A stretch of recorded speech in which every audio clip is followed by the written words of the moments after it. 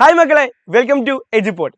മക്കളെ, നിങ്ങൾ ഈ കഴിഞ്ഞ കുറേ ദിവസങ്ങളായിട്ട് നമ്മൾ അപ്ലോഡ് ചെയ്ത ഓരോ ലാബ് എക്സാമിന്റെ താഴെയും നിങ്ങൾ പറഞ്ഞ ഒരു കമന്റ് ആണെന്ത്, സാറേ വൈവ ചെയ്യാമോ, സാറേ വൈവ ചെയ്യാമോ എന്നുള്ളത്.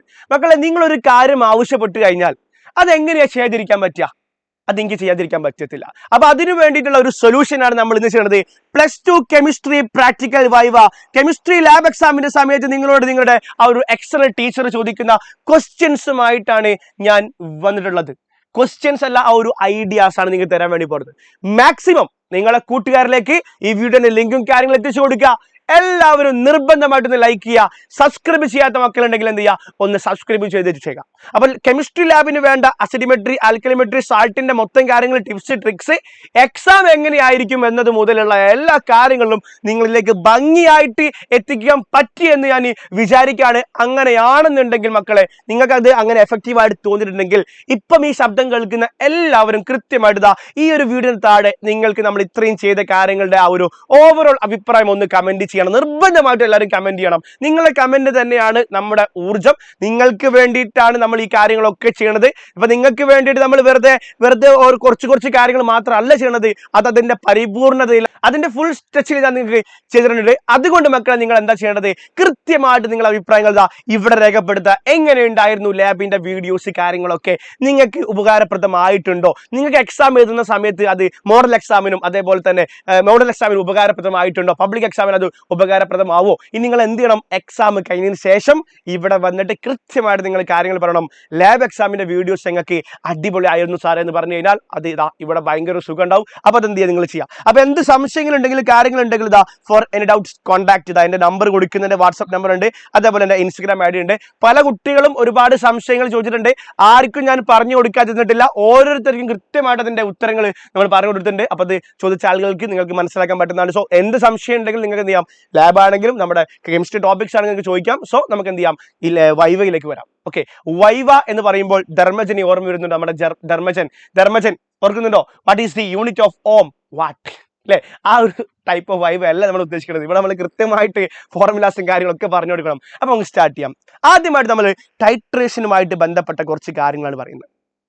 ഓക്കെ, അപ്പൊ ടൈട്രേഷൻ എന്ന് പറയുമ്പോൾ അസിഡിമെട്രി, ആൽക്കലിമെട്രി, പെർമാഗ്നോമെട്രി. അപ്പൊ ആദ്യം നമ്മൾ ഡിഫറൻസ് ബിറ്റ്വീൻ അസിഡിമെട്രിയും ആൽക്കലിമെട്രിയും നമുക്ക് അറിയുന്നതാണ്. അപ്പൊ നമുക്ക് അറിയുന്ന ഒരു കാര്യം വെച്ച് തുടങ്ങുകയാണ്. എസ്റ്റിമേഷൻ ഓഫ് ബേസ് അല്ലെങ്കിൽ ആൽക്കലി ആണെങ്കിൽ അതാണ് എന്ത്, acidimetry. Estimation of acid using alkali ആണ് എന്ത്, ആൽക്കലിമെട്രി. അപ്പം ആൽക്കലി അല്ലെങ്കിൽ ബേസ് ആണ് കണ്ടുപിടിക്കേണ്ടതെങ്കിൽ അസിഡിമെട്രിയും, അതല്ല ആസിഡാണ് കണ്ടുപിടിക്കേണ്ടതെങ്കിൽ അത് ആൽക്കലിമെട്രി ആണ്. അതാണ് ഒന്നാമത്തെ കാര്യം. അപ്പൊ ടീച്ചർ ചോദിക്കും നിങ്ങളോട്, അസിഡിമെട്രിയിൽ സൊല്യൂഷൻ ബോട്ടിൽ തന്നത് എന്തായിരിക്കും? ബേസ് ആയിരിക്കും. അതേപോലെ തന്നെ ആൽക്കലിമെട്രിയിൽ സൊല്യൂഷൻ ബോട്ടിൽ തന്നത് എന്തായിരിക്കും? ആസിഡ്. ഇനി ബീക്കിൽ തരുന്നത് അസിഡിമെട്രിയിൽ ആസിഡും ആൽക്കലിമെട്രിയിൽ ബേസും ആണ്. അതേപോലെ തന്നെ സ്റ്റാൻഡേർഡ് ഫ്ലാസ്കിലേക്ക് നമ്മൾ എടുക്കുന്നുണ്ട്. അപ്പൊ സൊല്യൂഷൻ ബോട്ടിൽ തരുന്ന ആളാണ് എന്താണ്, ബേസ് ആണ്. ആൽക്കലിമെട്രി ആകുമ്പോൾ അതെന്തായിരിക്കും, ആസിഡ് ആയിരിക്കും. ബ്യൂററ്റിൽ എപ്പോഴും ആസിഡും പിപ്പത്തിൽ എപ്പോഴും എന്തായിരിക്കും, ബേസും ആയിരിക്കും എടുക്കുന്നുണ്ടാവുക. അതേപോലെ തന്നെ നിങ്ങൾ മനസ്സിലാക്കേണ്ട മറ്റൊരു കാര്യമാണ് ഇൻഡിക്കേറ്റർ. എന്താടാ ഇൻഡിക്കേറ്റർ? അപ്പൊ ഞാൻ ഇൻഡിക്കേറ്ററിനെ കുറിച്ചൊന്നും ഇവിടെ പറയുന്നുണ്ട്. ഇൻഡിക്കേറ്റർ ഒന്ന് ഫിനോഫ്തലീൻ ആട്ടോ. ആരാടാ? ഫിനോഫ്തലീൻ എന്ന് പറഞ്ഞു കഴിഞ്ഞാൽ മക്കളെ വളരെ സിമ്പിൾ ആണ്. ആസിഡിൽ എന്താണ്? ആസിഡിൽ കളർലെസ് ആണ്. അതേപോലെ ബേസിൽ എന്താണ്? ബേസിൽ പിങ്ക് കളറാണ്.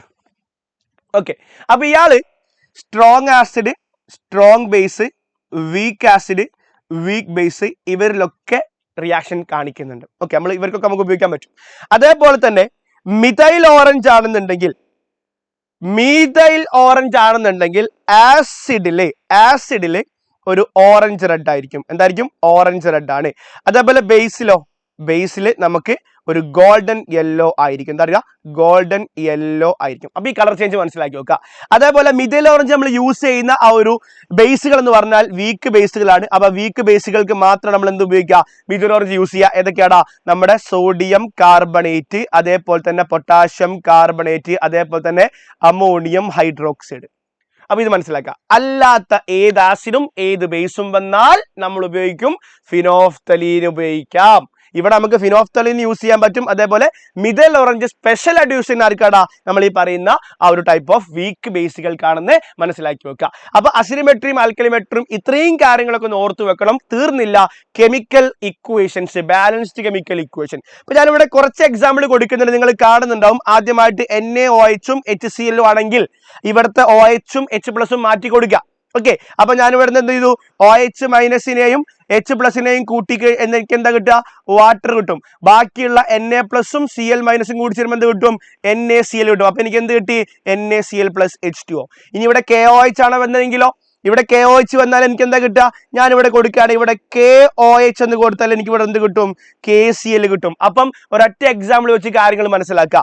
ഇതേപോലെ തന്നെയാണ് KOH ഉം HNO3. ഇനിയിപ്പോ NaOH ഉം HNO3 ആണെങ്കിലും കുഴപ്പമൊന്നുമില്ല, KNO3 അല്ലെങ്കിൽ NaNO3 പ്ലസ് എന്താ കിട്ടുക, H2 ആണ് കിട്ടുന്നുണ്ടാവുക.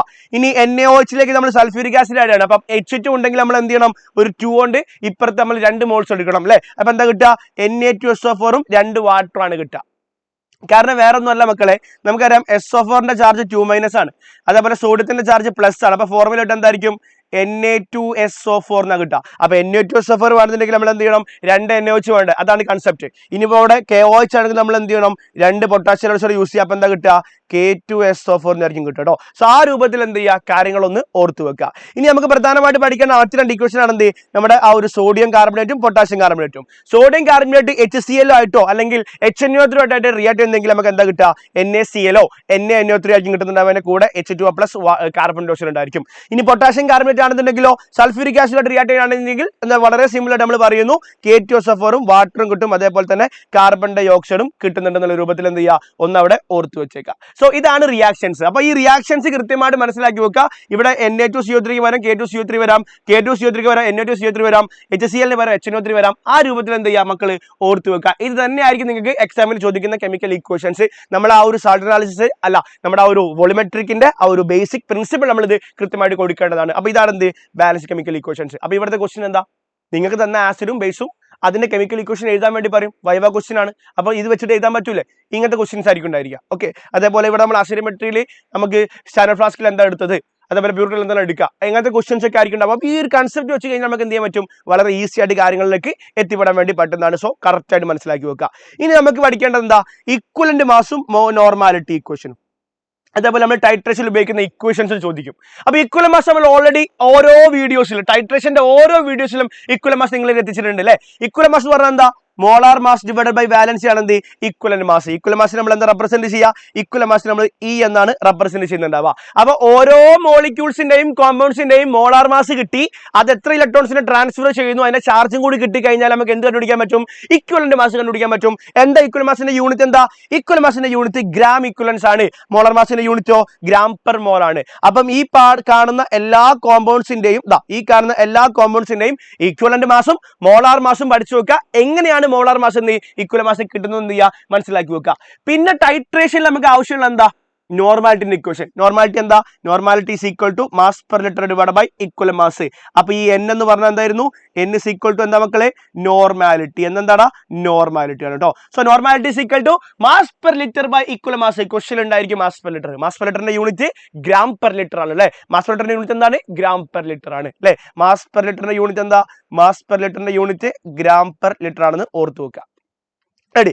അടുത്തൊരു ഇക്വേഷൻ ഉണ്ടല്ലോ, mass per litre is equal to normality, mass per litre by equivalent mass ആണെങ്കിൽ mass per litre is equal to normality into equivalent mass. അതേപോലെ മാസ് ഇൻ ഗ്രാം കാണാനുള്ള equation എന്താ, mass in gram is equal to mass per litre into 100/1000. ചോദിക്കും എന്തുകൊണ്ടാണ് 100ലേക്ക് multiply ചെയ്തത്. മക്കളെ നമ്മൾ 100 ml standard flask ആണ് യൂസ് ചെയ്യുന്നത്. എന്താണ് 100 ml സ്റ്റാൻഡേർഡ് ഫ്ലാസ്ക് ആണ് നമ്മൾ ഉപയോഗിക്കുന്നത്. അതുകൊണ്ടാണ് നമ്മൾ അവിടെ ഉപയോഗിക്കുക. അപ്പൊ ഇങ്ങനത്തെ കാര്യങ്ങളൊക്കെയാണ് ചോദിക്കുന്നുണ്ടാവുക. What is equivalent mass of sulphuric acid, what is equivalent mass of KOH, what is equivalent mass of NaOH. ഇത് പഠിച്ചാൽ പറയാൻ പറ്റൂലേ. What is the equation of normality, mass per liter by equivalent mass? What is the equation of mass per liter, normality into equivalent mass? What is the equation for mass in gram? അവിടെ എന്തുകൊണ്ട് 100 multiply ചെയ്തു? ഇങ്ങനത്തെ ചോദ്യങ്ങളാണ് ചോദിക്കുക. ചെയ്യാൻ പറ്റുമോ? പിന്നെ അത് ടീച്ചറെ ഡിപ്പെൻഡ് ചെയ്യും. ഞാൻ പറഞ്ഞ ക്വസ്റ്റ്യൻസേ വരുന്നു, ഞാൻ പറഞ്ഞൊന്നുമില്ല. നിങ്ങൾ ടീച്ചറോട് ചോദിക്കാണ്ട്, ടീച്ചർ ചോദിക്കുക നിനക്ക് സാൾട്ട് ഏതാ, അമോണിയം കാർബണേറ്റ് എന്നാ പറഞ്ഞു, അതിന്റെ ഫോർമുല പറഞ്ഞു. അപ്പൊ NH4 twice CO3 എന്ന് പറയാൻ പറ്റണം. ഓക്കെ, അപ്പൊ അതൊക്കെ ഞാൻ പറയും. അപ്പൊ ടീച്ചർ ബന്ധിച്ചിരിക്കും നിങ്ങളെ ക്വസ്റ്റ്യൻസ്. പല ആൾക്കാരും വളരെ സിമ്പിൾ ആയിട്ട് തന്നെ ചോദിക്കാറുള്ളത്, നിങ്ങളെ കുഴപ്പിക്കാറില്ല. പക്ഷെ നിങ്ങൾ ആ ഒരു ലെവൽ ഓഫ് നോളജ് അറിയാൻ വേണ്ടി ചില ആൾക്കാർ ക്വസ്റ്റ്യൻസ് ഒക്കെ ഭയങ്കര ടഫ് ആക്കാറുണ്ട്. എന്നാലും നിങ്ങൾക്ക് ആ 2 മാർക്ക് തരുമെന്ന് തന്നെയാണ് എൻ്റെ ഒരു വിശ്വാസം. ഓക്കെ അല്ലേ? റെഡി അല്ലേ? പേടിയുണ്ടോ? പേടിക്കേണ്ട ആവശ്യമില്ലടാ, സെറ്റ് ആക്കാൻ നമുക്ക് കേട്ടാ, നിങ്ങൾ പേടിക്കണ്ട. റെഡി. ഇനി നമ്മൾ അടുത്ത പാർട്ടിലേക്ക് വരുന്നു, പെർമാഗ്നോമെട്രി. ഈ പെർമാഗ്നോമെട്രി എന്ന് പറഞ്ഞാൽ എന്താന്ന് ചോദിക്കും ടീച്ചർ. അപ്പൊ നിങ്ങൾ എന്താ പറയേണ്ടത്? പൊട്ടാഷ്യം പെർമാംഗനേറ്റ് ഉപയോഗിച്ച് നടക്കുന്ന ടൈട്രേഷൻ ആണ് എന്ത്? പെർമാഗ്നോമെട്രി. അവിടെ പൊട്ടാഷ്യം പെർമാംഗനേറ്റ് എന്താണ്? ഓക്സിഡൈസിങ് ഏജന്റ് ആണ് ആക്ട് ചെയ്യുക. ആ റിയാക്ഷൻ എന്താ? MnO4 minus 8H plus 5 electron. എന്താ കിട്ടുക? MnO2 plus 4H2. ഇവിടെ പെർമാംഗനേറ്റിന്റെ ചാർജ് എന്തിൽ നിന്നും എന്തായി മാറുന്ന ചോദിക്കുക. അടുത്ത ക്വസ്റ്റ്യൻ ഇതാ. അപ്പൊ ഈ MnO4 മൈനസിൽ ഇത് +7 ആണ്. ഇത് MnO2 ആയിട്ട് മാറുന്ന സമയത്ത് ഇത് +4 ആയിട്ട് മാറിയിട്ടുണ്ടാവും അല്ലേ? അപ്പൊ ഇവിടെ സോറി MnO2 അല്ലടാ, Mn2 പ്ലസ് കേട്ടോ. MnO2 അല്ല, Mn2 plus. Mn2 plus. Okay, acidic മീഡിയത്തിൽ എന്താണ്? Mn2 പ്ലസ് ആണ്. ബേസിക് മീഡിയത്തിലാണ് എന്ത്? MnO2. ഓക്കെ, അപ്പൊ ഈ +7 +2 എന്ന് പറഞ്ഞാൽ എന്താ? ഇവിടെ എന്താണ്? നമ്പർ ഓഫ് ഇലക്ട്രോൺസ് യൂസ്ഡ് എന്ന് പറഞ്ഞാൽ എത്ര ആയിരിക്കും? 5 ഇലക്ട്രോൺസ് ആയിരിക്കും. ഓക്കെ, അപ്പൊ അവിടെ ചാർജ് ഡിഫറൻസ് എത്രയാണ്? ആ ഒരു 5 എന്ന് നമുക്ക് പറയാൻ വേണ്ടി പറ്റണം. ഓക്കെ, അതേപോലെ തന്നെ ഏതൊക്കെ റിയാക്ഷൻസിലാണ് നമ്മൾ ഈ പെർമാംഗനേറ്റ് ഉപയോഗിക്കുക? ഒന്ന് മോർസാൾട്ടിന്റെയും അതേപോലെ തന്നെ നമ്മുടെ ആ ഒരു ഓക്സാലിക് ആസിഡും. അപ്പൊ മോർസാൾട്ട് ആണെങ്കിൽ ഇങ്ങനെ ആയിരിക്കും ഇക്വേഷൻ ഉണ്ടാവുക, ഓക്സാലിക് ആസിഡ് ആണെങ്കിൽ ഇങ്ങനെയാണ് ഇക്വേഷൻ ഉണ്ടാവുക. അപ്പൊ ഈ 2 ഇക്വേഷനും കൂടി ക്ലബ് ചെയ്താൽ നമുക്ക് എന്ത് കിട്ടുക? പ്രിൻസിപ്പൽ അല്ലെങ്കിൽ ബാലൻസ് കെമിക്കൽ ഇക്വേഷൻ കിട്ടുക. അപ്പൊ നമ്മൾ ഈ 2 ഇക്വേഷനും ക്ലബ് ചെയ്യണമെന്നുണ്ടെങ്കിൽ ഫസ്റ്റ് ചെയ്യേണ്ട പരിപാടി ഇത്രയേ ഉള്ളൂ. ഈ ഇക്വേഷൻ നമ്മൾ 5 കൊണ്ട് മൾട്ടിപ്ലൈ ചെയ്യണം. ഈ ഇക്വേഷൻ നമ്മൾ 5 കൊണ്ടും ഇവിടെ നമ്മൾ എന്ത് ചെയ്യണം? 2 കൊണ്ട് മൾട്ടിപ്ലൈ ചെയ്യണം. അപ്പൊ നമുക്ക് മോർസാൾട്ടിന്റെ കേസിലെ ഫൈനൽ ഇക്വേഷൻ ഞാൻ കൊടുക്കുന്നുണ്ട്. കാരണം നമ്മൾ ആഡ് ചെയ്യുമ്പം ഈ ഇലക്ട്രോൺസും സെയിം ആവണമെന്നാണ് റൂൾ. അപ്പൊ നമ്മൾ ചെയ്യുന്ന സമയത്ത് ഇങ്ങനെയാണ്: 5Fe2 plus plus MnO4 minus plus 8H plus gives 5Fe3 plus plus അതേപോലെ തന്നെ നമുക്ക് ഉണ്ടാവുക Mn2 പ്ലസ് പ്ലസ് 4H2. ഇതാണ് മോർസാൾട്ടിന്റെ ഇക്വേഷൻ. അത് സിസ്റ്റമാറ്റിക് ആയിട്ട് പഠിക്കാൻ പറ്റും. ഈ ഇക്വേഷൻ അറിയാം, ഈ ഇക്വേഷൻ അറിയാം. അപ്പൊ ഈക്വൽ ആക്കാൻ വേണ്ടി അല്ലെങ്കിൽ ആഡ് ചെയ്യാൻ വേണ്ടി നമ്മൾ എന്ത് ചെയ്യുക? ഇലക്ട്രോൺസിന്റെ എണ്ണം സെയിം ആക്കി മാറ്റുക. ഇലക്ട്രോൺസിന്റെ എണ്ണം സെയിം ആക്കിയപ്പോൾ ജസ്റ്റ് ആഡ് ചെയ്ത് നമുക്ക് പരിപാടി കഴിയുന്നതായിരിക്കും. അപ്പൊ ഈ ഓക്സാലിക് ആസിഡ് ആണെങ്കിലോ, ഓക്സാലിക് ആസിഡ് ആണെന്നുണ്ടെങ്കിൽ വളരെ സിമ്പിൾ ആണ് മക്കളെ. ഈ 2 ഇലക്ട്രോൺസും ഈ 5 ഇലക്ട്രോൺസും സെയിം ആവണമെന്നുണ്ടെങ്കിൽ 2നെ 5 കൊണ്ടും 5നെ 2 കൊണ്ട് മൾട്ടിപ്ലൈ ചെയ്യണം. അപ്പൊ എന്താ എനിക്ക് കിട്ടുക മക്കളെ? നോക്കടാ, ഇവിടെ 5C2O4 2- ഇതിലേക്ക് നമ്മൾ 2 MnO4 മൈനസ് ആക്കണം. കാരണം എന്താ? ഇവിടെ ഒരു MnO4 മൈനസ് ആണ്, അത് 5 ഇലക്ട്രോൺസ് ആണ്, 10 ഇലക്ട്രോൺസ് വരണ്ടേ? That is it. ഇതിലേക്ക് എന്ത് വരും? നമ്മൾ വീണ്ടും 8H പ്ലസിന് പകരം 16H പ്ലസ് ആയിട്ട് മാറും. ദാറ്റ് ഗീവ്സ് എന്തായിരിക്കും? 10 CO2. കാരണം ഇവിടെ 2 CO2 ഉണ്ട്, 2 × 5 10 CO2 പ്ലസ് നമുക്ക് 2 Mn2 പ്ലസ് പ്ലസ് 8H2O. അപ്പൊ ഇതാണ് എന്ത്? ഇക്വേഷൻസ്. അപ്പൊ ഈ ഇക്വേഷൻസ് നിങ്ങളോട് ടീച്ചർ ചോദിക്കും, അപ്പൊ എഴുതാനാണ് പറയുന്നുണ്ടാവുക. അപ്പൊ ഈ 2 ഇക്വേഷൻസ് ആലോചിച്ച് വെക്കുക. ഇത് കാണാതെ പഠിക്കണം എന്നില്ല. ഈ 2 ഇക്വേഷൻസ് ഈ 3 ഇക്വേഷൻസ് പഠിച്ചാൽ സംഭവം സെറ്റ് ആയിരിക്കും. ഇതാണ് പെർമാഗ്നോമെട്രി. പിന്നെ ഒറ്റ കാര്യം കൂടി ഉണ്ട്, പൊട്ടാഷ്യം പെർമാഗ്നേറ്റ് സെൽഫ് ഇൻഡിക്കേറ്റർ ആയതുകൊണ്ടാണ് അവിടെ എന്ത് ഇൻഡിക്കേറ്റർ ആഡ് ചെയ്യാത്തത്. ഫിനോഫ്തലിനോ മീഥൈൽ ഓറഞ്ച് ഒന്നും ആഡ് ചെയ്യുന്നില്ല. അതൊരു സെൽഫ് ഇൻഡിക്കേറ്റർ ആയതുകൊണ്ട് അവിടെ നമുക്ക് ഒരു potassium permanganate self oxidising nature ഉള്ളതുകൊണ്ട് ഇൻഡിക്കേറ്ററിന്റെ ആവശ്യം വരുന്നില്ല. It act as self indicator. Okay, ഇവിടുത്തെ കളർ ചേഞ്ച് എന്താ? ഇവിടുത്തെ കളർ ചേഞ്ച് ഇങ്ങനെയാണ്: കളർലെസ് നിന്നും എങ്ങോട്ടാ? Pale pink. Colourless to pale pink. Set അല്ലേടാ? സെറ്റ് അല്ലേ? അപ്പൊ നമുക്ക് ഈ ഒരു ടൈട്രേഷനുമായി ബന്ധപ്പെട്ട് ഇത്രയും കാര്യങ്ങളൊക്കെ എന്ത് ചെയ്യുക? ഓർത്തു വെക്കുക. ഓക്കെ, അപ്പൊ നമുക്ക് ഇക്വൽ മാസ് ആവശ്യമുണ്ട്, മോളാർ മാസ് ആവശ്യമുണ്ട്, ഫോർമുലാസ് ആവശ്യമുണ്ട്, ബാലൻസ് ഇക്വേഷൻസ് ആവശ്യമുണ്ട്. പെർമാഗ്നോമെട്രിയെ കുറിച്ച് കാര്യങ്ങൾ എന്ത് ചെയ്യുക? ഓർത്ത് വെച്ചേക്കുക. പിന്നെ എക്സ്പെരിമെന്റ് ചെയ്യുമ്പോൾ നിങ്ങൾ എന്തൊക്കെയാണ് ചെയ്തുകൊണ്ടിരിക്കുന്നത്, എവിടേക്കാണ് ഏതൊക്കെ സൊല്യൂഷൻസ് ഉണ്ടാവുക, ഈ കാര്യങ്ങളൊക്കെ മനസ്സിലുണ്ടായിരിക്കണം. അങ്ങനെയാണെങ്കിൽ സെറ്റ് ആണല്ലോ. അപ്പൊ നമ്മൾ എന്ത് ചെയ്യുന്നു? അടുത്ത സോൾട്ട് അനാലിസിസിലേക്ക് വരാം. അപ്പൊ സോൾട്ട് അനാലിസിസ് നമ്മളെ സ്കീം കൃത്യമായിട്ട് പഠിക്കണം കേട്ടോ. ആ സ്കീം ഞാൻ ജസ്റ്റ് ഒന്ന് പറയുന്നുണ്ട്. ആദ്യമായിട്ട് നമ്മൾ ആ ഒരു ഫോർമുല ഓഫ് ആനിയോൺസും കാറ്റയോൺസും മനസ്സിലാക്കുക. അപ്പൊ നമുക്ക് ഓരോ ഗ്രൂപ്പിലും ഏതൊക്കെ കാറ്റയോൺ ഉണ്ട്, അതിന്റെ പേരെന്താണ്. അപ്പൊ ഞാൻ ലിസ്റ്റ് ഓൾറെഡി നിങ്ങൾ പഠിച്ചിട്ടുണ്ടാവും. പഠിക്കാത്ത ആളുകൾക്ക് വേണ്ടി പറയാണ്: 0th ഗ്രൂപ്പിൽ അമോണിയം അയോണ്, ഫസ്റ്റ് ഗ്രൂപ്പിൽ ലെഡ് മാത്രമാണ്, സെക്കൻഡ് ഗ്രൂപ്പിൽ കോപ്പർ മാത്രമാണ്. കോപ്പർ നമുക്ക് തരാറില്ല. ഓക്കെ, അതേപോലെ തന്നെ നമുക്ക് 3rd ഗ്രൂപ്പിൽ അലൂമിനിയം ആണ്, 4th ഗ്രൂപ്പിൽ സിങ്ക് ആണ്, 5th ഗ്രൂപ്പിൽ കാൽഷ്യം ബേരിയം 2 പേരുണ്ട്, 6th മഗ്നീഷ്യം മാത്രമാണ്. ഓക്കെ, ഇതാണ് കാറ്റയോൺസ്. പോസിറ്റീവ് ചാർജ് ഉള്ള ആൾക്കാർ. കാറ്റയോൺസിന്റെ ചാർജ് എന്താടാ? കാറ്റയോൺസിന്റെ ചാർജ് പോസിറ്റീവും ആനിയോൺസിന്റെ ചാർജ് നെഗറ്റീവ് ആണ്. നമുക്ക് പഠിക്കാനുള്ളത് 5 ആനിയോൺസ് ആണ്. ഏതൊക്കെയാ? CO3 carbonate, CH3CO- acetate, Cl- chloride, NO3- nitrate, SO4 sulphate. അപ്പൊ ആ ഫോർമുല പഠിക്കുക. ഈ ഫോർമുല പഠിച്ചാൽ നമുക്ക് എന്ത് ചെയ്യാൻ പറ്റും? ഇത്തരം സാൾട്ടുകളുടെ കെമിക്കൽ ഫോർമുല എഴുതാൻ വേണ്ടി പറ്റും. കാറ്റയോൺസിന്റെയും ആനിയോൺസിന്റെയും ഫോർമുല ഉണ്ടെങ്കിൽ നമുക്ക് സാൾട്ടിന്റെ കെമിക്കൽ ഫോർമുല എഴുതാൻ പറ്റും. അമോണിയം എന്ന് പറഞ്ഞാൽ NH4+ അല്ലേ? അമോണിയം എന്ന് പറഞ്ഞാൽ എന്താ സാറേ NH4+ ആണ് അല്ലെ. കാർബണേറ്റ് പറഞ്ഞാൽ എന്താണ് CO3 2- ആണ്. അപ്പൊ അമോണിയം കാർബണേറ്റിന്റെ ഫോർമുല എന്ന് പറയുമ്പോൾ ഈ 2നെ ഇങ്ങോട്ട് കൊണ്ടുവരിക, ഈ പ്ലസിനെ അങ്ങോട്ട് കൊണ്ടുവരിക. അപ്പൊ എന്താ കിട്ടുക NH4 ഒരു ബ്രാക്കറ്റിൽ എന്ത് ചെയ്യുക ട്വൈസ് CO3. അപ്പൊ കെമിക്കൽ ഫോർമുല എഴുതണമെന്നുണ്ടെങ്കിൽ ഈ ഫോർമുലാസ് പഠിക്കണ്ടേ. അപ്പൊ നിങ്ങൾ ടീച്ചർ ചോദിക്കുകയാണ് നിങ്ങൾക്ക് കിട്ടിയ സാൾട്ട് അമോണിയം അസറ്റേറ്റ്, അമോണിയം അസറ്റേറ്റിന്റെ ഫോർമുല എന്താ കൊടുക്കുക സാറേ നോക്കുക NH4+ അല്ലെ, അതേപോലെ CH3COO- നമ്മൾ തിരിച്ചിടണം CH3COO NH4 എന്നാണ് അമോണിയം അസറ്റേറ്റ് പറയുന്നുണ്ടാവുക. അതേപോലെ നമ്മൾ എന്ത് ചെയ്യുക ഓരോ ഇനി അമോണിയം ക്ലോറൈഡ് ആണെങ്കിൽ എന്താ കിട്ടുക ആ രൂപത്തിൽ നമ്മൾ ചെയ്യുമ്പോൾ NH4Cl, ammonium സൾഫേറ്റോ NH4 twice SO4 എന്നാ കിട്ടുക. കാരണം എന്താ SO4ന്റെ ചാർജ് 2- ആണ്, NH4ന്റെ ചാർജ് എന്താണ് പ്ലസ് ആണ്. അപ്പൊ നമ്മൾ എന്ത് ചെയ്തു അമോണിയത്തിന്റെ കേസാണ് നിൽക്കട്ടെ. ഇനി നമുക്ക് എന്ത് ചെയ്യാം ലെഡ് എന്ന് പറഞ്ഞു കഴിഞ്ഞാൽ എന്താണ് Pb2+ അല്ലേ. Pb2+ അസറ്റേറ്റ് വരുമ്പോൾ എന്തായിരിക്കും CH3COO- ആണ് അല്ലേ. സോ CH3CO- ആണെങ്കിൽ അതാണ് സ്റ്റാർട്ട് ചെയ്യുക CH3COO ട്വൈസ് PB. കാരണം ഇവിടെ 2+ഉം അവിടെയുള്ള -1ഉം ആയതുകൊണ്ടാണ് ചാർജ് അങ്ങോട്ടും ഇങ്ങോട്ടും എന്ത് ചെയ്യുക ക്രോസ് മൾട്ടിപ്ലൈ ചെയ്യുക. ലെഡ് ക്ലോറൈഡ് എന്ന് പറയുമ്പോൾ എന്തായിരിക്കും Pb2+ ഉണ്ട്, അതേപോലെ Cl- ഉണ്ടെങ്കിൽ എന്താ കിട്ടുക PbCl2. ലെഡ് നൈട്രേറ്റ് എന്തായിരിക്കും Pb2+ഉം അതേപോലെ NO3- ആണ്. സോ എന്താ കിട്ടുക PbNO3 ട്വൈസ്. കണ്ടോ. അതേപോലെ ലെഡ് സൾഫേറ്റോ Pb2+ഉം SO4 2- എന്താ കിട്ടുക PbSO4. Pb2+ SO4 എന്താ കിട്ടുക 2- എന്താ കിട്ടുക PbSO4. അപ്പൊ ഇതുപോലെ നിങ്ങൾ എന്ത് ചെയ്യുക ഇത് ഈ സോൾട്ടുകളൊക്കെ എഴുതി നോക്കുക. അലൂമിനിയം നൈട്രേറ്റ് ആണെന്നുണ്ടെങ്കിൽ Al3+ഉം NO3-ഉം. അപ്പൊ എന്താ കിട്ടുക AlNO3 ത്രൈസ്. ഇനി അതേപോലെ സൾഫേറ്റ് ആണെങ്കിലോ Al3+ഉം SO4 2- അല്ലേ. അപ്പോൾ Al2SO4 ത്രൈസ്. അപ്പൊ അങ്ങനെ എന്ത് ചെയ്യണം ഈ ഓരോ ഫോർമുലാസും എഴുതി പഠിക്കണം. എന്ത് ചെയ്യണം എഴുതി പഠിക്കണം. സിങ്ക് അസ്റ്റേറ്റ് എന്താ കിട്ടുക zinc Astete CH3COO twice Zn. കാരണം സിങ്കിന്റെ ചാർജ് 2+ ആണ്.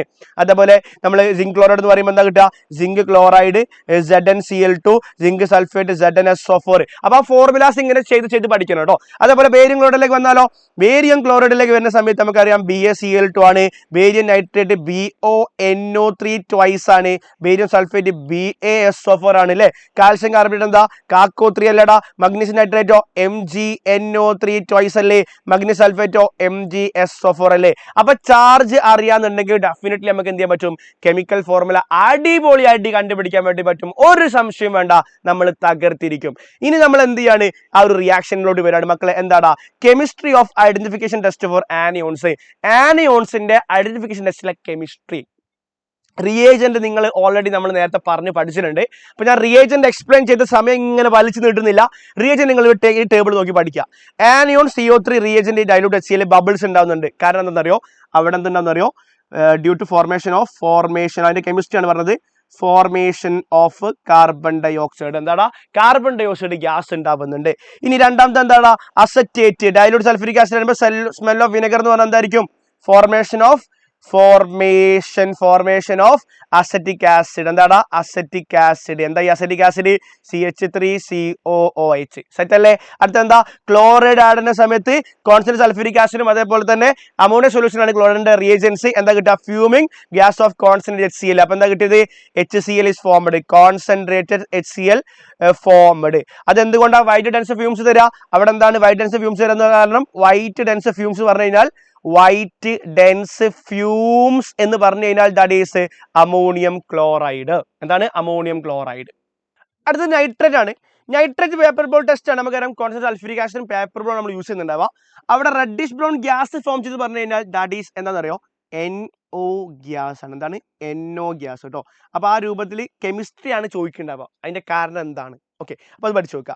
അതേപോലെ തന്നെ സൾഫേറ്റ് എന്ന് പറയുന്ന സമയത്ത് ബേരിയം ക്ലോറൈഡ് ആഡ് ചെയ്യുന്ന സമയത്ത് അവിടെ എന്താ ഉണ്ടാവുക ബേരിയം സൾഫേറ്റിന്റെ വൈറ്റ് പ്രസിപ്പിറ്റേറ്റ് ഉണ്ടാവും അല്ലെ. അപ്പൊ അവിടെ എന്താ കൊടുക്കുക due to the formation of barium sulphate. അപ്പൊ ഇനി ഇക്വേഷൻ ഏതാണെങ്കിൽ BaCl2 + SO4 2- gives ഇപ്പൊ നമുക്ക് കിട്ടുന്നുണ്ടാവുക BaSO4 + 2Cl-.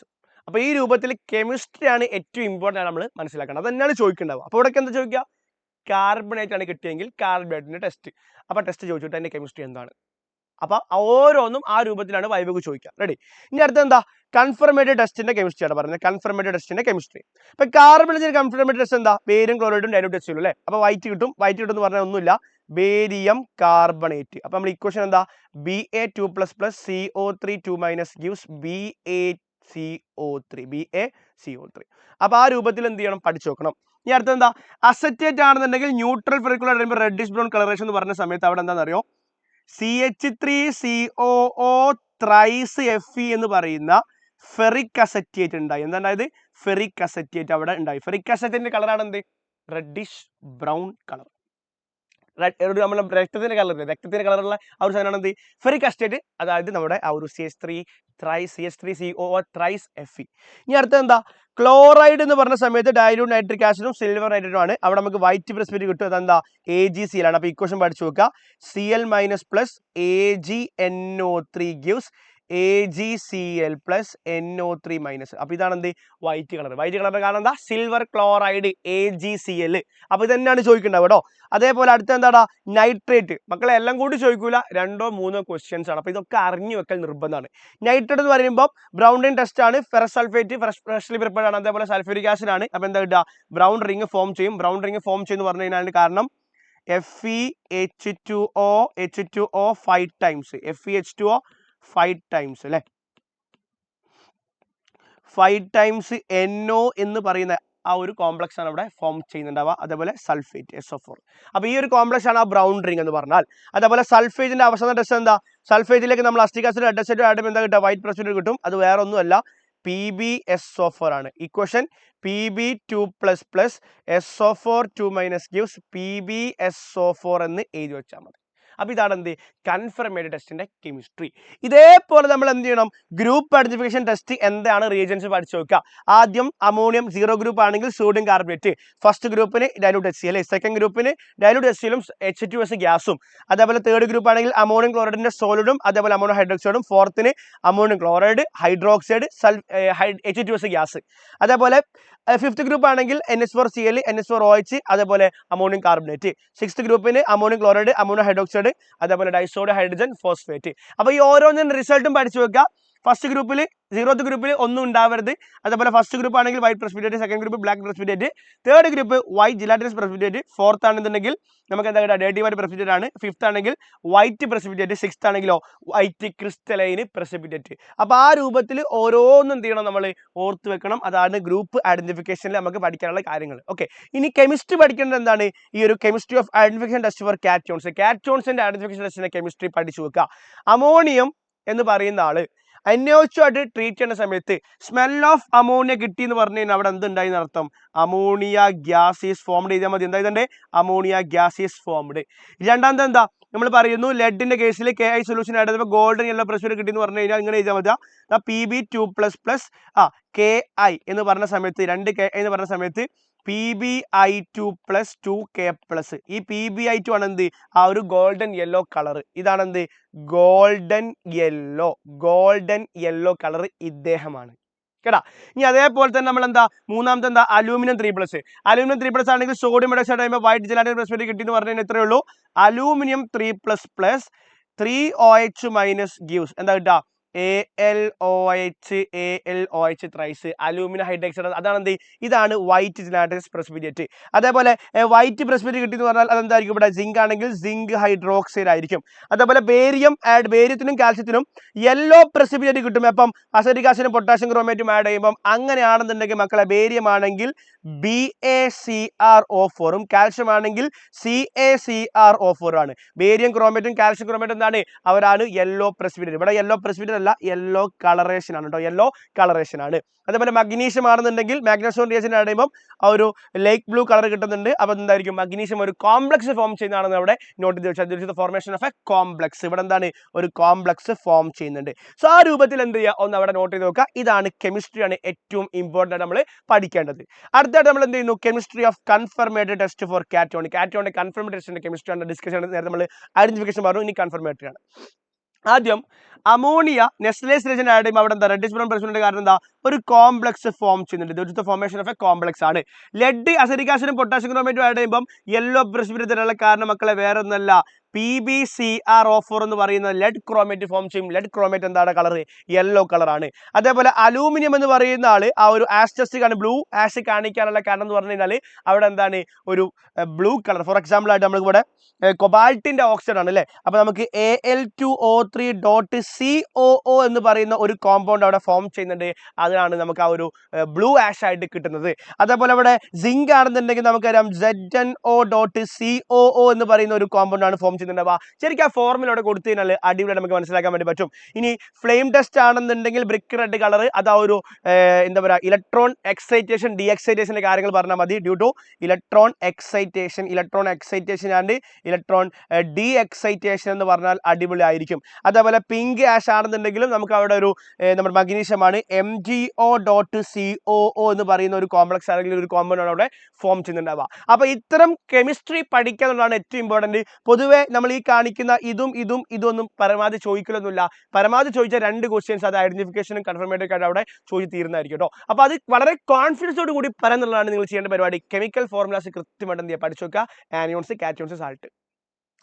അപ്പൊ നമുക്ക് സാൾട്ടിൽ ഇത്ര ഡിസ്കസ് ചെയ്യാനുള്ളൂ. ലാസ്റ്റ് ആയിട്ട് നമുക്ക് ഓർഗാനിക്കിൽ ആ ഒരു ഓർഗാനിക് അനാലിസിസിൽ നമ്മൾ പഠിച്ച റിയാക്ഷൻസും കാര്യങ്ങളൊക്കെ ഒന്ന് റിവേഴ്സ് ചെയ്യണം. ചിലപ്പോൾ നമ്മളെ തിയറി പാർട്ടിൽ വരെ ചോദിക്കാറുണ്ട്. അപ്പൊ നമ്മൾ ആദ്യമായിട്ട് മനസ്സിലാക്കേണ്ടത് ഫോർമുലാസ് ആണ്. ബെൻസോയിക് ആസിഡ് COH ആണ് ബെൻസീറിക്കിന്റെ മോള്, അനിലിൻ ആണെങ്കിൽ NH2 ആണ് ബെൻസീറിക്കിന്റെ മോള്, ബെൻസാൽഡിഹൈഡ് ആണെങ്കിൽ CHO ആണ് ബെൻസീറിക്കിന്റെ മോള്, ഫിനോൾ ആണെങ്കിൽ OH ആണ് ബെൻസീറിക്കിന്റെ മോള്. അപ്പൊ ഇവരുടെ റിയേജന്റ് മനസ്സിലാക്കാൻ റിയേജന്റ് പഠിച്ചു വെക്കുക. സോഡിയം കാർബണേറ്റ് ആഡ് ചെയ്യുന്ന സമയത്ത് ബ്രിസ്ക് എഫർവസൻസ് ഉണ്ടാവുന്നുണ്ടെങ്കിൽ ഉണ്ടാവുന്നുണ്ടെങ്കിൽ അതെന്താണ്? ബെൻസോയിക് ആസിഡ് ആണ്, ആസിഡ് ആണെന്ന് പറയാൻ പറ്റും. അതേപോലെ നമ്മൾ ഡയലൂട്ട് എസിലാകുന്ന സമയത്ത് ഡിസോൾവ് ചെയ്യുന്നുണ്ടെങ്കിൽ അത് അനിലായിരിക്കും. ബോർസിസ് റിയേജന്റ് ആഡ് ചെയ്യുമ്പോൾ നമുക്ക് ഓറഞ്ച് യെല്ലോ പ്രസിപ്പിറ്റേറ്റ് കിട്ടുന്നുണ്ടെങ്കിൽ എന്തായിരിക്കും? അത് ആൽഡിഹൈഡ് ആയിരിക്കും. അത് ബെൻസാൽഡിഹൈഡ് അല്ലെങ്കിൽ ആൽഡിഹൈഡ് ആയിരിക്കും. ഫിനോൾ ആണെങ്കിൽ NaOH എന്താവും? ഡിസോൾവ് ചെയ്യുന്നുണ്ട്. അപ്പോൾ അതേപോലെ ഇവരെ കെമിക്കൽ റിയാക്ഷൻ നമ്മൾ എവിടെ പഠിക്കുന്നുണ്ട്? കൃത്യമായിട്ട് സ്കീമിൽ പറയുന്നുണ്ട്. അതേപോലെ തന്നെ നമ്മളെ ആ ഒരു ആൽഡിഹൈഡ്, കീറ്റോൺസ്, കാർബോക്സിലിക് ആസിഡ്സ് എന്നുള്ള ചാപ്റ്ററിലും അതേപോലെ അമീൻസ് എന്ന ചാപ്റ്ററിലും അതേപോലെ തന്നെ ആൽക്കോഹോൾ എന്ന ചാപ്റ്റർ നമ്മൾ ഇവരെ കുറിച്ച് ഡീറ്റെയിൽ ആയിട്ട് പഠിക്കുന്നുണ്ട്. അപ്പോൾ അവിടുത്തെ റിയാക്ഷൻസ് ഒക്കെ ചോദിച്ചേക്കാം. അപ്പോൾ നമ്മൾ കൃത്യമായിട്ട് തിയറി പാർട്ടും കൂടി നോക്കിയിട്ട് പോകണം. അപ്പോൾ ഓർഗാനിക്കിൽ നിങ്ങൾ തൽക്കാലം ഇത്രയും കാര്യങ്ങൾ മനസ്സിലാക്കി വെക്കുക. അപ്പോൾ നമുക്ക് വൈവ എന്ന് പറയുന്ന സമയത്ത് ഇത്രയും ക്വസ്റ്റ്യൻസ് ഒക്കെ തന്നെ ആയിരിക്കും. നിങ്ങൾ ചെയ്യുന്ന ആ ഒരു എക്സ്പെരിമെന്റായിട്ട് ബന്ധപ്പെട്ട ക്വസ്റ്റ്യൻസ് ഒക്കെ ആയിരിക്കും. വളരെ ബേസിക് ആയിട്ടുള്ള കാര്യങ്ങളായിരിക്കും. ചിലപ്പം മൊളാരിറ്റി എന്താണെന്ന് ചോദിച്ചേക്കാം, നോർമാലിറ്റി എന്താണെന്ന് ചോദിച്ചേക്കാം. അപ്പോൾ ഈ വൈവ എന്ന് പറഞ്ഞാൽ പരന്ന് കിടക്കുന്ന ഒരു കടലാണ്. അതിൽ നിങ്ങളോട് ചോദിക്കുന്നുണ്ടാവുക ഒരു തുള്ളി മാത്രമേ നിങ്ങളോട് ചോദിക്കുന്നുള്ളൂ. ആ തുള്ളി നിങ്ങൾക്ക് അറിയുന്നതാവാൻ വേണ്ടി നിങ്ങൾ എന്ത് ചെയ്യുക? മുട്ടിപ്പായിരുന്ന് പ്രാർത്ഥിക്കുക. സോ കുഴപ്പങ്ങളൊന്നുമില്ല. പ്രധാനമായിട്ടും ഞാൻ പണ്ട് 2015 ഞാൻ പ്ലസ് ടു ചെയ്യുന്നത്. ആ സമയത്ത് എന്നോട് ചോദിച്ച ക്വസ്റ്റ്യൻ എന്ന് പറഞ്ഞാൽ എനിക്കത് കിട്ടിയത് അമോണിയം അസറ്റേറ്റോ അങ്ങനെ ഒരു സാൾട്ട് ആയിരുന്നു. അതിന്റെ ഫോർമുലയാണ് എന്നോട് ചോദിച്ചത്. അതേപോലെ രണ്ടാമത്തെ ക്വസ്റ്റ്യൻ എന്ന് പറഞ്ഞു കഴിഞ്ഞാൽ ഞാൻ ചെയ്ത ആ ഒരു വോളിമെട്രിയുടെ ഇക്വേഷൻ എഴുതാൻ വേണ്ടി പറഞ്ഞു. അപ്പോൾ അത് ഓരോരുത്തർക്ക് ഓരോന്നും അറിയും. അപ്പം നിങ്ങളെ ടീച്ചർ ചിലപ്പം ആ ഒരു നിങ്ങൾ ലാസ്റ്റ് സബ്മിറ്റ് ചെയ്യുന്ന സമയത്ത് ആയിരിക്കൂല വൈവ ചോദിക്കുന്നുണ്ടാവുക. അങ്ങനെയൊന്നും ചോദിക്കണം നിർബന്ധമല്ല. നിങ്ങൾ ചെയ്യുന്നതിൻ്റെ ഇടയിൽ നിങ്ങളുടെ അടുത്ത് വന്നിട്ട് എന്ത് ചെയ്യും? ഓരോ കാര്യങ്ങൾ ചോദിക്കും. ചിലപ്പോൾ നിങ്ങളെ പേരൊക്കെ ചോദിച്ച് പോകുന്നുണ്ടാവും. അങ്ങനെയൊക്കെ ആണെങ്കിൽ ഭാഗ്യം. ഓക്കെ, അപ്പോൾ എന്തായാലും വേണ്ടില്ല, നമ്മൾ ആ സ്കീമും കാര്യങ്ങളും കൃത്യമായിട്ട് പഠിക്കുക, കാൽക്കുലേഷൻ പാർട്ട് കൃത്യമായിട്ട് പഠിക്കുക, ഇക്വലമാസും കാര്യങ്ങളും കൃത്യമായിട്ട് പഠിക്കുക, ബാലൻസ് കെമിക്കൽ ഇക്വേഷൻ എഴുതാൻ വേണ്ടി പഠിക്കുക, ഓർഗാനിക്കിൻ്റെ ആ ഒരു സ്കീമുകളൊക്കെ ഓർത്ത് വെക്കുക. നമുക്ക് ചെയ്യാനില്ലാത്തതുകൊണ്ടാണ്. ഇത്രയൊക്കെ ചെയ്താൽ അടിപൊളിയായിട്ട് ലാബ് നമുക്ക് ചെയ്യാൻ വേണ്ടി പറ്റും. അപ്പോൾ മക്കളെ, നിങ്ങൾക്ക് വേണ്ടിയിട്ട് എല്ലാ കാര്യങ്ങളും സെറ്റായിട്ട് അതിൻ്റെ ആ ഒരു പരിപൂർണതയിൽ തന്നെ ആ ഒരു കംപ്ലീറ്റ് ഫ്ലഡ്ജ് തന്നെ നിങ്ങൾ തന്നിട്ടുണ്ടെന്നാണ് എൻ്റെ വിശ്വാസം. അങ്ങനെ നിങ്ങൾ തോന്നിയിട്ടുണ്ടെങ്കിൽ, നിങ്ങൾക്കത് ഉപകാരപ്രദമായിട്ടുണ്ടെങ്കിൽ, നിങ്ങൾ മനസ്സറിഞ്ഞിട്ട് എന്ത് ചെയ്യുക? നിങ്ങളുടെ ആ ഒരു മനസ്സിൽ നിന്ന് വരുന്ന വാചകങ്ങൾ നിങ്ങളെ കമന്റ് ബോക്സിൽ ഒന്ന് ആഡ് ചെയ്യുക. അപ്പോൾ സാൾട്ട് അനാലിസിൻ്റെ ട്രിക്സ് ആണെങ്കിലും ആൽക്കലിമെട്രി അസിഡിമെട്രിക് കാൽക്കുലേഷൻ ആണെങ്കിലും എക്സാമിന് നമ്മൾ എങ്ങനെ ചെയ്യണം എന്നുള്ള കാര്യങ്ങളാണെങ്കിലും ഒക്കെ അതൊക്കെ നിങ്ങൾക്ക് വേണ്ടിയിട്ടാണ്. എനിക്ക് തോന്നുന്നു നമ്മുടെ എജുപോർട്ടിന്റെ ഭാഗത്ത് നിന്ന് മാത്രമാണ് ഈ ഒരു രൂപത്തിലുള്ള കാര്യങ്ങൾ കിട്ടുന്നതെന്നാണ് വിചാരിക്കുന്നത്. സോ നിങ്ങൾക്ക് വേണ്ടി മാത്രമാണ്. ഇപ്പം നിങ്ങൾ നമ്മളെ തന്നെ കൂടെ തന്നെ നിൽക്കുക. നമ്മുടെ പബ്ലിക് എക്സാമിന്റെ ലൈവും കാര്യങ്ങളൊക്കെ വരുന്നുണ്ട്. സോ അടിപൊളിയായിട്ട് നിങ്ങൾക്ക് വേണ്ട സാധനങ്ങൾ ഇതേപോലെ ഇതിനും ഉഷാറായിട്ട് നമ്മൾ തരുന്നതായിരിക്കും. സോ ഫിസിക്സും കെമിസ്ട്രിയും മാത്സും ബയോളജി ഒക്കെ നമ്മൾ അടിച്ച് പൊളിച്ചിരിക്കും. സോ മക്കളെ, സന്തോഷത്തോട് കൂടിയിട്ട് കോൺഫിഡൻസോട് കൂടിയിട്ട് കാര്യങ്ങൾ മനസ്സിലാക്കുക. +2 നിങ്ങളുടെ ടേണിംഗ് പോയിന്റ് തന്നെയാണ്. നിങ്ങൾ ആ ഒരു ഏപ്രിൽ അല്ലെങ്കിൽ മെയ്യിൽ വരുന്ന റിസൾട്ടിനെ കുറിച്ച് മാത്രം ആലോചിച്ചുകൊണ്ട് ഓരോ മാർക്കും പോവാതെ നിങ്ങൾ എക്സാം അടിപൊളിയായിട്ട് എഴുതുക. നല്ല ഒരു എക്സാം നിങ്ങൾക്ക് ലാബ് എക്സാമും അതിനുശേഷമുള്ള തിയററ്റിക്കൽ എക്സാമും ഒക്കെ അടിപൊളിയായിട്ട് ഉഷാറായിട്ട് ചെയ്യാൻ പറ്റട്ടെ. നല്ല അടിപൊളി എളുപ്പത്തിലുള്ള പേപ്പറും കാര്യങ്ങളൊക്കെ വരട്ടെ എന്ന് ആത്മാർത്ഥമായിട്ട് പ്രാർത്ഥിക്കുന്നു. അതോടൊപ്പം തന്നെ ഓൾ ദ വെരി ബെസ്റ്റ് മക്കളെ, ഓൾ ദ വെരി ബെസ്റ്റ്. നമ്മൾ അടിച്ച് പൊളിക്കാൻ വേണ്ടി പോവാണ്. സോ എല്ലാവിധ പൂർണ്ണമായിട്ടുള്ള പിന്തുണയും പ്രാർത്ഥനയും കൂടെയുണ്ട്. അപ്പം നിങ്ങൾ നമുക്ക് വേണ്ടി പ്രാർത്ഥിക്കുക, നിങ്ങൾക്ക് വേണ്ടിയിട്ട് പ്രാർത്ഥിക്കുന്ന കാര്യങ്ങൾ ചെയ്യുന്നുണ്ട്. സോ നമുക്ക് വീണ്ടും കാണാം. It's me Jaseel sir signing off.